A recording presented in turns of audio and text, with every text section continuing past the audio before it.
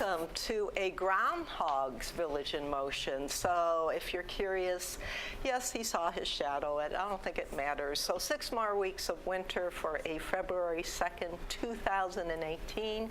I'm your host, Diane Havinga. I'm doing a twofer this week, second time I've hosted, yes. And I can't tell you how excited I am because the gang is back. I promised at Thanksgiving that Cindy Underwood would rejoin us after having a little bit of a hiatus, but she's back. And we have, of course, Juantia Kuntz from the Fitness Center. Always a pleasure. Sherri NiDiffer from our Employee Health and Wellness Center, who's really busy these days. And, of course, Cindy joining us as our dietitian, who's located primarily over at Garden Bridge, but she can help people anywhere. All over campus, and I have a whole lot of different superfoods to show you today. Yes. Yay! And as I mentioned, so the American Heart Association has designated the first Friday of February for heart health for women primarily because, and I always throw this to Sherri, but yesterday the American Heart Association came out with a really pretty sad statistic, which is that women over the age of 64 now die from heart disease over breast cancer or any other health issue. Yeah. So that's, I think, significant. And of course, you men out there, you're not excluded from this. So if it's good for women, it's probably good for men. But Sherri, does that surprise you? You know what? It doesn't really surprise me. I mean, even the statistics over all of women is 1 in every 3. So it's really not a great statistic to have, you know, and as we're getting better with statistics, we're able to do it. But there's more studies on women now than there used to be. So we're finding more and more of this out. And I think the rate for breast cancer, I believe, and I could be quoting this wrong, is 1 in 8. So I think it's a pretty big difference. And they also just came out that the treatments for breast cancer are now also affecting your heart. So, and that it used to be just attack the cancer, and not really. I wouldn't say, I'm probably putting words into people's mouth. You know, let's not pay attention to anything else. But there's a direct correlation between the treatments for breast cancer in terms of how they affect your heart.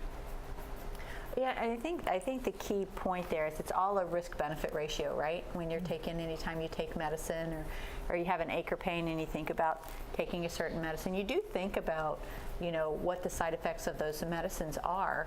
You don't necessarily think about it right then. But if you're somebody who's facing, you know, decisions on breast cancer, knowing that some of the medicine might cause some heart risk would just help you to get, you know, maybe do everything else that you possibly can for your heart, you know, because you have to fight the breast cancer. So it's all a risk benefit in weighing that for yourself, and you know, hopefully you don't have to make those hard decisions. But you know, now that we have longevity with some of the new medicines, you know, we're finding these things out. So let's talk for a few minutes, and then we're going to share a video which we've shared before about a woman having a heart attack, because, you know, us women, we kind of, it's nothing type thing. But for you, what are the symptoms if someone would come in and say, yeah, I'm not, but I don't think it's anything, but I'm here, or, you know, so what would draw your attention to? Well, I think it's interesting because everybody kind of comes in different. So not everybody feels pain the same way.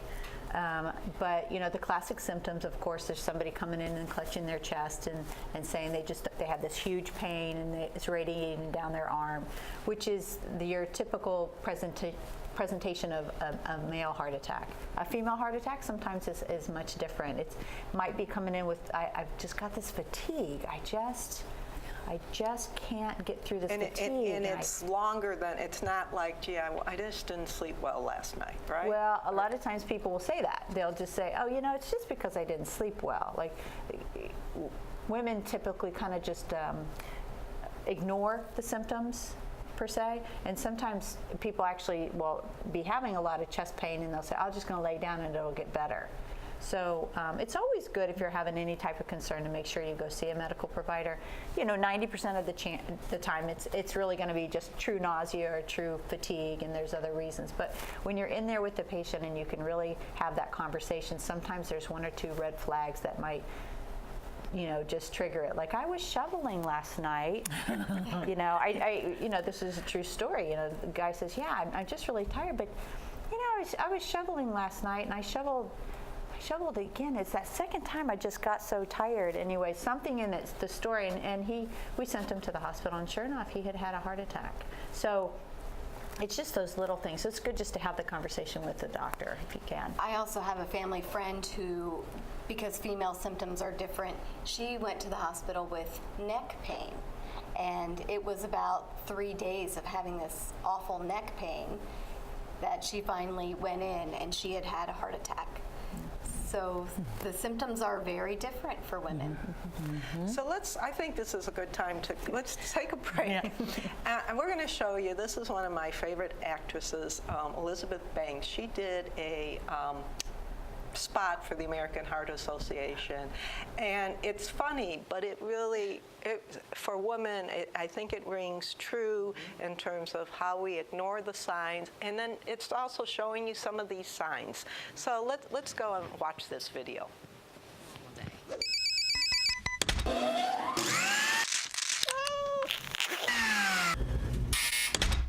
Mom!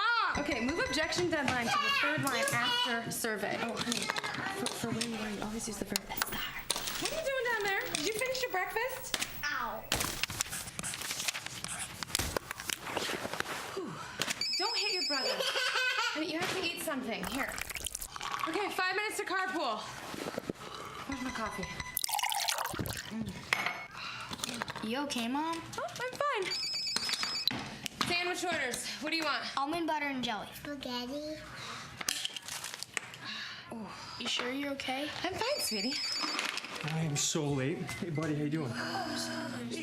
Hey, honey. You okay? Yeah, I'm fine. You sure? Oh, yeah. Here. Acai, my favorite. See you guys later.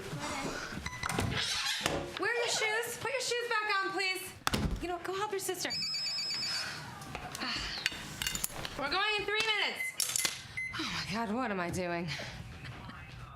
I forgot to cut off the crust. Voila. Shoes on, potty if you need it. Honey, get your sister. Okay, get her. Nobody move. I'm getting a dustpan. Oh. Mom! I think you're having a heart attack. Honey, do I look like the type of person who has a heart attack? I'm just gonna sit down.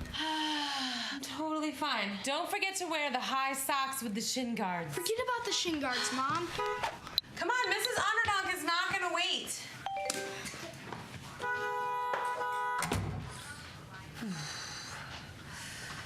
Whoa. Okay. 9, 1, 1. Hi, sorry to bother you. I think I might be having a little heart attack. Nothing really, just some nausea, tightening of the jaw, dizziness, shortness of breath, muscle pain, achiness, this terrible pressure in my chest. Oh, really? They can be here in how long? 2 minutes. Can you make it 10? I thought I had gas. Turns out I was having a heart attack. Heart disease is the #1 killer of American women. So now I take care of my heart, and I tell the women in my life to do the same. Sounds great, by the way. That's nice, sweetie, but that's not my heart. That is. Make it your mission to save your life and the lives of the women you love. Find out more from the American Heart Association at goredforwomen.org.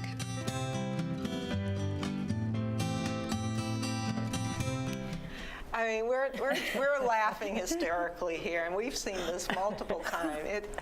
It is just, but it's so true to how we ignore things and how it can, be different symptoms. I mean, she had all of them. It wasn't just, the pressure in the arm and whatnot. And I also had a sister who was jogging, and she fell over.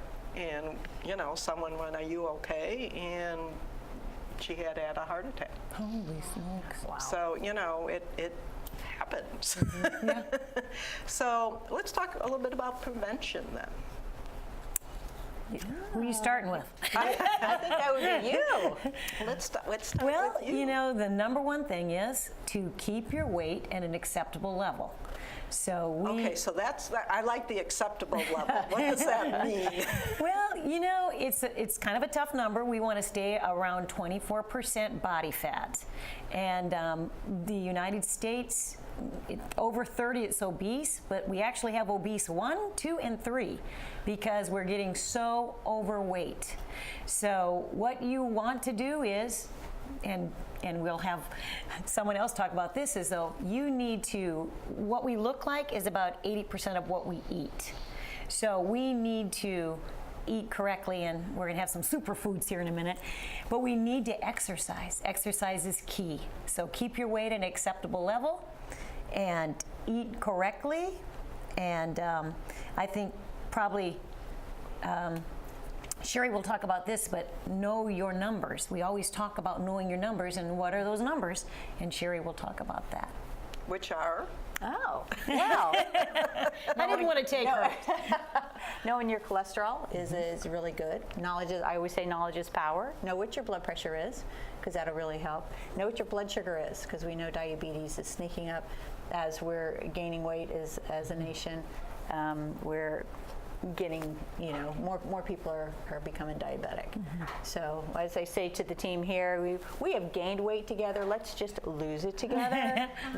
So and people can be, to the point though, people can be 25, 24 in their body percentage, but they can also be a unhealthy 25. Exactly. So that's where that exercise. So what does that mean? So you might look, you can be 20, so you can be thin, But fat. but fat on the inside. So if you don't condition your heart is a muscle too. So if you don't condition your heart, you can be thin, but you might not be able to walk up the street. So Body mass. Because you're out of shape. Right. because you're out of shape. Yep, 'cause you're out of shape. And if you're out of shape, if you have no muscle, your heart's a muscle. You that's have to exactly right. exercise that. And so we've been seeing a lot of people walking lately. That's because that's the number one activity to strengthen your heart. And that just doesn't mean just the heart, it's all the blood vessels. It's everything in your body. So you walk and strengthen the heart, that's going to improve your vascular system tremendously. And then Cindy, and I'm going to have you get started with our little preparation show and tell, but Juanita referenced what we eat is what we kind of look like. I look like a pizza. So talk a little bit about what we should be eating, and also one of the things I'd like to know is I've been hearing more and more that it's not so much loosening your fat, or not loosening, but lessening the fat, but the sugar, as Sherri referenced, the diabetes now is actually more. Is it an error or emphasis? I just wanted to say to that, I just had a friend who had a heart attack 8 months ago, and the John Hopkins doctor that he had said it's the sugar that causes the plaque to stick to the vessels. So again, they're saying sugar is causing so much inflammation that they're almost saying, like you just said, it's not the fat, it's the sugar that's causing the tremendous amount of inflammation. Right, and your numbers, like Sherri was talking about, will also help you indicate how high of a risk factor that is for developing that plaque in your arteries. So we kind of need to have a whole picture of our health. But what I would really encourage everybody to do when they're trying to eat more healthfully is to eat things they like, that really look good and taste good, and that helps crowd out sugar-filled food, very processed food. And for me, not everybody can be a chef. I'm not a chef. I cook all the time, but I am no chef. I mess things up, and I need things that are easy. So that's kind of what I focused on today was things that really will look like it's chef prepared. It looks like it can come out of a magazine. So you'll love eating it. It will be enjoyable to you, but it's super easy and affordable. And it seems to me very colorful. Yes. Is that something that is Important? Yeah, there, thank Yeah. you. Well, eating the rainbow is what we call it, and the colors in the rainbow kind of indicate just different compounds that are found in nature that will ensure that you're kind of eating all the vitamins and all the minerals that will be optimal for your health. So we love color, and I'm going to get everybody started today with some green tea. Ooh, I like green. So this is going to be great for your heart. Everything I feature here today, so that we can focus more on food prep, everything here is high in antioxidants, lots of different polyphenols, and that's a fancy word. That's just compounds found in plants that are functional for your health. So it's what we have. Also, everything I have is also not just found to help reduce heart disease, stroke, but also many of these have anti-cancer compounds as well. So we have You're everything covered. today. Everything is covered, okay. And what I did was shop for you at Trader Joe's. Okay. And We love Trader Oh, and we Joe's. love Trader Joe's. Trader Joe's brings our residents flowers. We love Trader Joe's. then All of our residents I love do. them more for that. Yes. And So, you can eat flowers. some These of them. things are really easy to make. I'm going to start off with the sweet potato ribbons. And let's, as you can go ahead and get started, but as she does that, now that's something I think within the last, and correct me if I'm wrong, Cindy, the last like 6 months, all of a sudden, you're seeing vegetables, in this case, Prepared. ribbons, but what are they, spiral cut them? Spiral. Spiral. Cauliflower, you can get riced cauliflower. so good. There's a whole lot of things that you can get that are already prepared.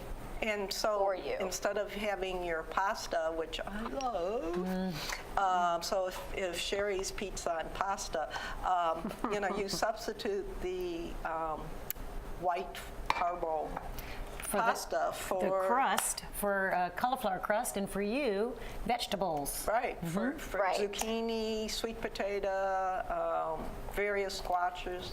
For the record, there's nothing inherently wrong with carbohydrates. Good. In the form of noodles and rice. But our problem is often that we really like it so much and we eat double or triple what we should. Whole portion thing. So what I like to use this for, this is sweet potato ribbons. It's already cut up. You can hear it's a little bit sizzling already. And you don't have to do much to this. I mean, you can do as much or as little as you want. I'm gonna put a little garlic in here. Never too much garlic. All right, let's garlic. douse that. We are working the rest of the day. All right, we'll have gum afterwards. And I Oh, yeah, think you can onion smell powder is a great substitute. If you have fresh onion at home and fresh garlic on hand, use it. But if you want something that's simple, that you're trying to eat healthy without taking a whole lot of time, you can always just use your spices in your spice cabinet. And the oil that you used is olive oil. Is olive oil one of the healthiest oils for your monounsaturated fats? So it's just a little bit less likely to cause clogging in your arteries. And this just kind of sautés down for a few minutes, maybe about 5 minutes. We'll let this cook. Okay. And I'll move on to some other things. I brought mashed cauliflower. This is also a big thing in restaurants. And sometimes I make it at home just from a whole head of cauliflower. But I love to keep this on hand. And in fact, I'm gonna bust open this package because I'll show you how it comes. Now, Cindy, for the spices that you use, do you recommend watching the salt content? Sometimes a lot of the spices have a high, so like you do Right. onion powder instead of onion salt, or garlic powder instead of garlic salt. Correct. And if you use something with salt in it, just use one. So today I did use garlic salt, but then I'm not going to add any salt when I season it after. And Smells great. it already smells good and it gets better. Too bad you guys can't smell this. That's the next innovation. That's the next- for television. So the way these come are in little pellets. Oh. And that makes it possible for you to get just the right portion size. And for me, I'm the only one who likes mashed cauliflower in my house. So instead of cooking down a whole thing of cauliflower, you take out as many as you want. And this is so easy. You can do it on your stovetop or on your microwave. Wow. And just cook it down, and you have your mashed cauliflower just like in a restaurant. So It's about instead of $2.99. using mashed potatoes, you could use the mashed. Now, is that mashed just one? cauliflower. How many is that? That's about 8. That's about It's about 8. 8, yes. And you didn't add any water, because I was Nope, with her yes. when we microwaved it. Oh, Didn't add any water. Didn't know what she was doing. It was fine. So this we're gonna just soften up with a little liquid. You can use water. What I'm using is some vegetable stock. And we'll cover it. And our veggies will absorb that liquid. Next thing I brought is kale and edamame salad. Yum. And I wanted to show you how it looks in the package. It's so beautiful. This is also under $3 for something that is, as we know, kale is a superfood. It is kind of the beef of vegetables because it has iron, it has protein, it's chock full of vitamins, minerals, and you can get everything you need. Edamame is like a bean, a soybean, and we've got kale, tomatoes, and just a little drizzle of that dressing. And that all comes together in that little container. It all comes in here, so I did not have to add anything. That's great. And you can't eat like a ton of kale either, because it does fill you up. It fills you up, right? And the last thing I brought was curry, cauliflower, quinoa salad. Oh, Wow. Does anybody like quinoa? yes. Okay, so this, and it's pretty easy to cook. You cook it kind of like rice, but this is something that's already made. You don't have to cook it. You can eat it cold with pita bread. Wow. And That's cool. I brought it served in another way. I like to sometimes serve it warm with chicken, roasted chicken. So this is something, if I have leftover chicken from my dinner the night before, I take whatever I have left over, mix it with this, and I bring it for lunch the next day. Wow. So quinoa is going to give you not only the vitamins and minerals, it is full of vitamins and minerals. This also has magnesium, and magnesium will relax smooth muscles, and that includes your arteries. So we will have less incidence of hypertension if you can get some more quinoa. Well, and you know, when you said it smooths the muscles, it helps to relax the smooth muscles. For people that have cramping, and there's a lot of them in their calves and their toes and their fingers, magnesium in this food will help relax those muscles at night so they won't wake up with the muscle cramps. So, But clearly And- we're not advertising to go out No. and buy bottles of magnesium. No, And I'll tell you the reason why. Yes, exactly. Magnesium is very hard on the GI system when it's not in food. In this amount, it's good for you and you feel good. Most people can't even tolerate magnesium supplements in the bottle because it goes right through you. Okay. like she said, it relaxes the smooth muscles. It relaxes a lot of muscles. Just saying. So use it through your food, get it through your food Right. instead of Isn't it popping true those that pills. all the vitamins and minerals are better assimilated when they're in foods in your system? Always. And not just that, because if you are taking supplements, you're taking one thing. And when you're eating a food, you're eating so many different vitamins, minerals, polyphenols. So there's no substitute for eating good food. So what happens, or not what happens, so if your doctor says, I'm going to prescribe some magnesia to help with, loosen cramping. your muscles, and they say, okay, take, a pill in the morning and 2 pills in the evening or vice versa, how much food would I have to consume to kind of, is there like a direct, ratio? If you eat a healthful diet, if you're striving for 5 fruits and vegetables a day, that will generally get you there. If you're not feeling it, you can actually absorb magnesium topically. So there are different gels and sprays, and that will give you what you need, that little bit of extra, and not give you the side effects that you don't want. Okay. So, Cindy, I'm going to start with you. What is the most important thing you think we should be doing for our heart diet-wise? Eat a variety of food, try some new things, and get things that are easy that you can really enjoy. I also heard the egg is now back. It's in fashion. It used to be if you wanted to clear up your cholesterol, you avoided eggs. But I understand now we can eat eggs again. You can eat eggs. In fact, dietitians have been trying to say that for about 15 years at least. And so now the media's caught on. Eggs are okay. Your intake of dietary cholesterol is not directly correlated with your cholesterol in your blood test.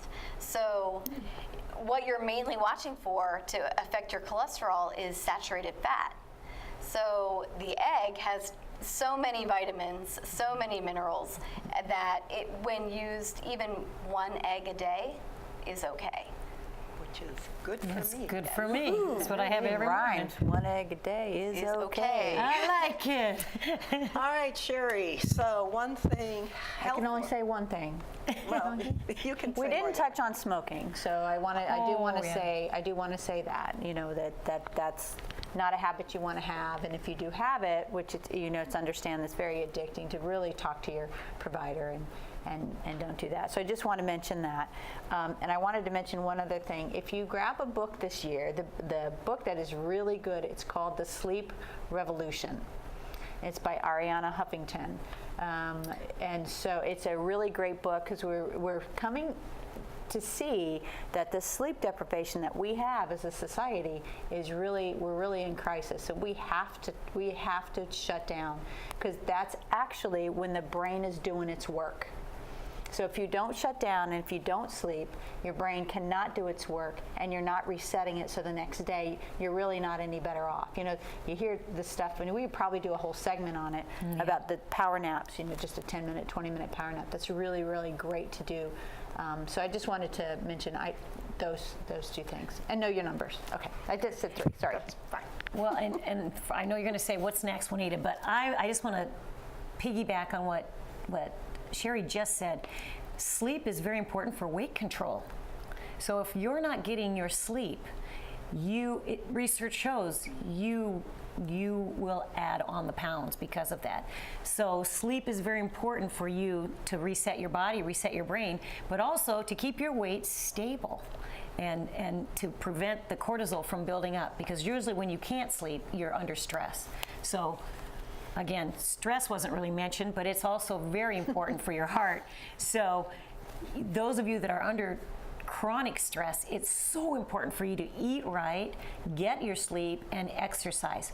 And exercise will help you sleep sounder. Sure. So sleep is very important. Exercise is very important for your sleep, too. Gee. Sorry. No, I was just going to say, it sounds like we have a topic for our next get-together. We'll be talking about sleep. And we can have sleepy foods. Yeah, let's do it. Goody. So I need to say thank you once again to Juanita Kuntz, Sherri NiDiffer, Cindy Underwood. Check us out if you have questions, and we'll be happy to help you. You're going to see a lot of staff, hopefully, today wearing their red in support and to help people recognize that heart disease is something we shouldn't fool around with.